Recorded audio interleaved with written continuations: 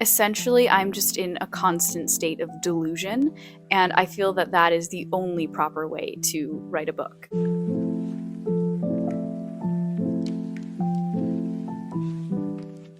Hi, my name is Meredith, and today I'm going to be talking about writing fears, what these fears actually are and where they come from, tips for getting rid of the fear, actually overcoming it, and if we can't do that, tips for writing despite the fear. I've just been meditating on the idea of fear and of what causes it and how to get through it a lot lately. And these are all my thoughts I have about fear. So it's all out here. This is like a video essay.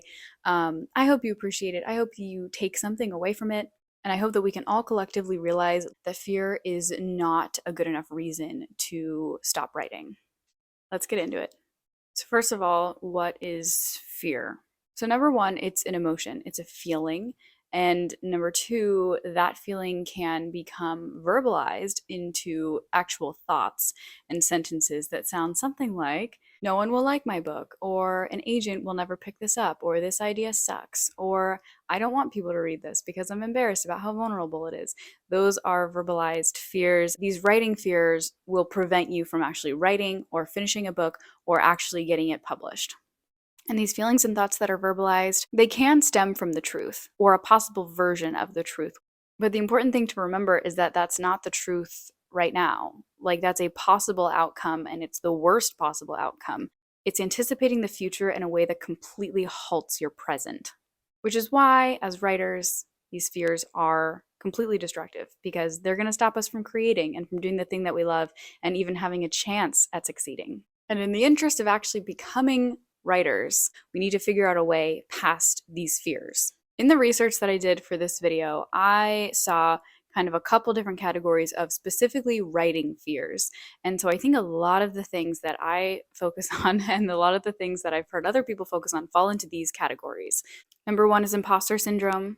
There's overthinking to paralysis. This is usually rooted in perfectionism and not being able to make a decision because you want it to be the right one. And so you just don't make any decision and you're stuck.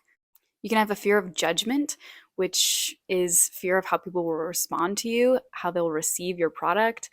This can go along with fear of success. So you're afraid of actually getting published because you're afraid of judgment. And of course, there's the big fear of failure of, do you put your time into something that may not work out?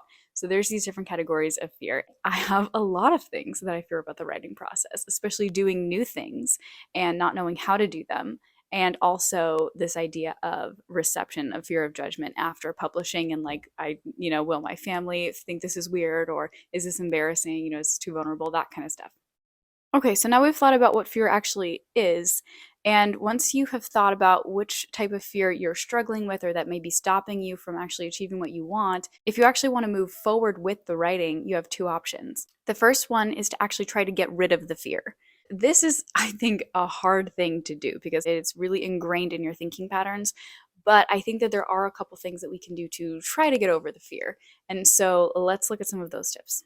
The first one comes from Jody Brendan, who is an editor, and she suggested this. From that list of different types of fears, identify which one you're struggling with. What she says is there's a root problem that caused that fear. And essentially, it's like digging into a character backstory, but it's your own backstory. But whatever that thing is that's actually at the root of the problem, figure out that thing. And that'll help you get a better grip on it. You can actually dissect, what's the reason I'm afraid. The third step in this to help counter that fear is, you have this belief that you can't do something. What you need to do is essentially counter that lie with some type of truth. She suggests creating a mantra, something that you can visualize, that you can write down and put on a sticky note somewhere and see all the time, that counters that specific root of your fear. For a perfectionist, you might have a mantra that says, today is a good day to make mistakes. And you might write that up somewhere and see that and think, you know what, I'm going to try today because I'm going to make a mistake, but at least I've actually done something in order to make that mistake. And then you make progress. Another idea is to visualize success. And this does not mean success as in I finish the novel or I get published. What I mean is, whatever fear that you have, visualize that in the positive. So flip it. So if you have a fear that no one's going to like your book, specifically visualize people really liking your book and getting a lot out of it, and for it to have an emotional impact that is important to people. The point of this is to, again, counter that thing that tells you you can't do something with something that it reinforces the belief in your own brain that you actually can do that thing. Visualization actually helps you align your actions and your mindset toward a goal. The next thing to actually destroy and get over a fear is to change your mindset. I love this phrase, which goes along with this, which says that writing is not a performance art. When you sit down at the page, you are not performing. Nobody is going to see it. It does not even have to be good. So if it's not a performance, then what is it? And I think we can recontextualize this by saying that writing is a learning curve. And if you truly sit down at the page every single day and you believe that this is a learning curve, that what you're doing today by writing is not performing, but it is learning, then there's no reason to be afraid. There's no reason to get stage fright. There's no reason to think of all the mistakes you could make, because if all you're doing is learning, then that's the only job that you have. You just have to make mistakes and continually learn from them. You can't get worse at writing by doing it, which I think is really encouraging. Every time you sit down and put words on a page, you're going to get better at it. Like, you will not get worse by practicing it. So go do it, go practice it. These next all stem from the same thing, which is the fear of the unknown. This is, I think, the one that I struggle with. So these are things that I've used to conquer this fear. I think for me, the biggest thing that really helped with this was researching about the thing that I am scared of. So for me, that was structure, which was, I don't know when this book is going to be over. It could just go on forever. It's all up to me. It's all by intuition that I don't have honed yet. How am I supposed to make these decisions? And how am I supposed to get through a whole book? It just seems like an endless journey. But once I learned about story structure, I realized, oh, this is something that is very well understood, and you can actually just see the progression of the character along this overarching structure. There aren't as many decisions to make as you think, and this isn't going to go on for years. Like, I learned that I can write a book in 2.5 months, and that's all it takes. I can actually understand and see where I'm headed. And so learning about these things is so helpful for conquering this fear of the unknown. This is the same thing for querying or publishing. If you really research into this stuff, I think it can help to alleviate some of the fear of just, I don't know how this works, and so I don't want to think about it. A note on that: at the same time as you can research querying and publishing, I would suggest not doing that if you have intense anxiety about it until you get to a stage that's closer to needing to do that. Because for me, hearing people talk about querying or publishing and how hard it is and blah blah blah, that stuff gets me anxious, and that kind of slows down my creativity. So like, know when the right time to research something is. Like, when you're facing it, research it. But if it's like down the line and you're like terrified of it, I think that maybe there are better methods. And then the last tip for the fear of the unknown and how to actually just conquer these fears, get through them, get over them, is brought to us by Neil Gaiman, who says that what you need to do is finish projects. You need to learn that you actually are capable of finishing projects. And once you do, you have so much confidence that you can do it again. Like, it is insane, like the confidence that I have that I'm actually capable of finishing a story. From when I hadn't finished one to now finishing almost three. We're almost there. I'm going to keep saying that in every video until I finish this book. And this applies to every part of the writing process. Just do it and see that you can. And then that fear will dissolve, because you'll see that there's actually no basis to it. For myself, I have conquered a lot of fears when it comes to writing in the past year. A lot of those, like I said, are fears of the unknown, and I've conquered them by doing the thing and realizing that it's not that scary and that I'm actually capable of doing it. But there are some fears that I haven't conquered, mostly because I haven't done that part of the process yet, or with every book, there's new fears that crop up. There are some that just stick around no matter what we do. So now we come to our second option. If we can't defeat the fear, we have to be afraid and do it anyway. So let's talk about writing despite fear. There's two ways to do this. I keep breaking this video down into smaller parts, but that's because there's a lot of nuance to this, and I think there are a lot of tips and techniques that people have found out and that are from seasoned writers that we can all learn from. So there are two ways to soldier on even while afraid. The first one is more actionable. The second one is more philosophical. Let's start with actionable. For me, this boils down to finding techniques to ignore fear while I'm in the process that I'm afraid of. My favorite tip is this: suspend disbelief for yourself. as long as you possibly can. Suspend disbelief is a term that means you completely believe in something and it's made real to you.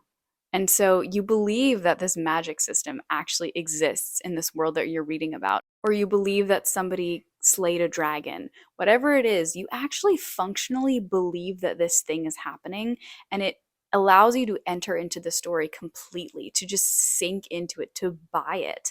And I think you need to do this with your own story in order to overcome this fear. And for me, this could be different for other people, but for me, what this looks like is not telling people about the story, because as soon as I say it, like the belief in it breaks a little bit, and I'm like, oh, maybe they don't think it's that cool. Maybe they actually don't find this believable. Even when I'm telling people I'm really, really close to, I tend to not tell them very much, and I don't let them read it until I'm very, very comfortable with the idea. I'm out of the creative process, or I've at least finished writing. Because this allows me to fully believe in my own idea, even if I have some logical checker in the back saying, I don't really know if anybody's going to buy that. I decide we're going with it. I am going to soldier on full steam ahead into this idea because I have to believe that it works. If I don't believe in this idea, then nobody else will.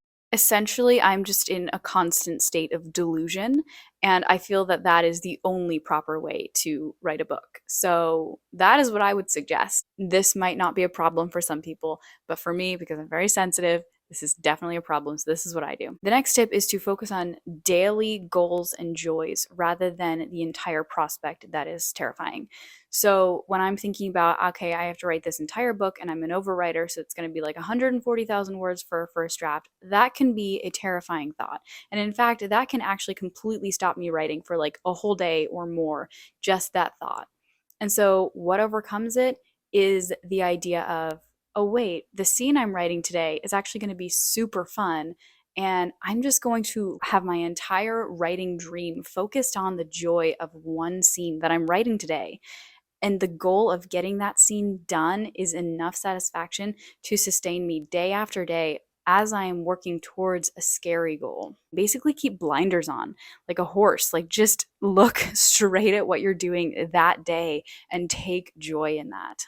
Along with this is also staying in the stage of writing that you're in. Some people don't do this. That's okay. This really helps me, though, is the traditional wisdom of when you are writing, do not edit. And the point of this is to say that trying to do two jobs at once is going to be really overwhelming. And when you try to bring in one job into another, things get tricky and there's a lot of fear that can come into it. I think a really powerful thing is to say, my brain's job at this one moment is to do this one thing.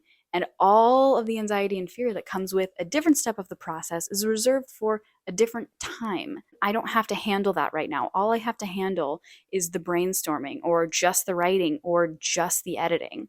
So, compartmentalizing and only dealing with one manageable type of fear at one time, I think can be helpful. And my last tip in this section is to bounce thoughts. This is more of a mental practice and technique. And I do this all the time. I find it super, super helpful. And I do this because of the way that I think about fears and fearful statements that I hear, like in my thoughts, as intrusive thoughts. I think these are not from like a place of truth and of my own belief. These are things that are possible outcomes that I don't have to believe. And so they might come at me because we haven't conquered that fear. They're still there. But when they come at me, I bounce it. This is basically reclaiming your brain and the space of your own thoughts and making it a place that's not hostile to you, that's not harming you, but that's helping you. And it's saying that you actually have control over the things that you think. And that might be like hard to really conceptualize, but it's true. We actually do have the power to decide what we think. Not always that first thought, which is why it's intrusive. It's we don't want to be thinking this. This isn't healthy. And so it might come in the first time, but we can bounce it out and we can decide not to dwell on it. And I think that's really the most important thing is like, if a thought comes in, don't hold on to it and say, oh, I'm going to think about this for a while now. I'm going to let this ruin my day. Like, just bounce it. Just be like, no, get out of here. I do this a lot. And I think this goes right along with the idea of suspending disbelief is like these fears are trying to destroy my belief in what I'm doing right now. And I can't let it. And I think you can go back to the idea of a mantra to help with this. Or what I do is basically just distract myself. So I bounce this fear out and then I'm like, okay, what next?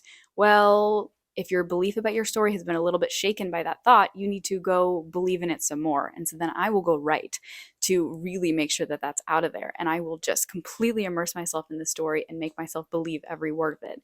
So if you're feeling like you've got these intrusive thoughts coming in, bounce them and then go sit down and write something. And then finally, our last segment to talk about is okay, so we're afraid and we are going to write anyway. So are we just going to brute force it and just do it with these techniques that I've talked about? Or I think there's a little bit more of a philosophical, graceful way to look at it, which is not as practical, but I think is also helpful. And this is to write from a deeper belief than the feeling of fear, which is essentially to say fear exists and I have it, but it is not more important than the deeper why belief that drove me to write stories in the first place. And so if there's something else that's more important, I need to strive for that even when the fear is present. And I think that that can be something really grounding, is just to say there's something else way more important in my life than a feeling. And at this moment, I would like to share with you a quote from the Princess Diaries because I think it is so spot on for this. Like, I don't know if you guys like think about this quote all the time in your life because I just think it's so good, which is, courage is not the absence of fear, but rather the judgment that something else is more important than fear. Think about that sentence. And so that is precisely what I am trying to say, but really concise. So whatever your why is, if it's a lesson that you need to tell, or if it's you're compelled to help somebody, or if it's just because it just feels like the thing that you need to be doing with your life, that's your why, and that is more important than whatever fear is trying to hold you back. Let me end with a final image, which I think has really helped me as I have thought about the idea of how long-term a project writing a book is. People use this metaphor a lot, but they say writing a book is like running a marathon. It's really long and really painful. But I like to think of this marathon example in a little bit different of a way. We still have the fact that it's really long and that it's really painful, but also think about the fact that you don't know what the rest of the road is going to look like, and you can't even see the end, but you know it's there somewhere. All of these things can be really discouraging and can make us want to quit. But the idea here that I really want to hone in on is this. If you take yourself out of the running, you will never know if you can actually make it to the finish line. Essentially, the only way that you figure out if you're going to succeed or fail is if you stay in the race and you keep walking or moving or crawling or sprinting forward. And I think Brandon Sanderson and so many other authors who have actually made it say that the reason that the people who make it is because they stick with it. They stay in the race. So I encourage you to do the same. So for all of us writers out there who are afraid of something, of anything, I hope that you write despite that fear. Thanks so much for watching this video, everybody. Give this video a like if you enjoy the content and subscribe to see more from me. I post videos twice a week. I will see you in the next video. Bye.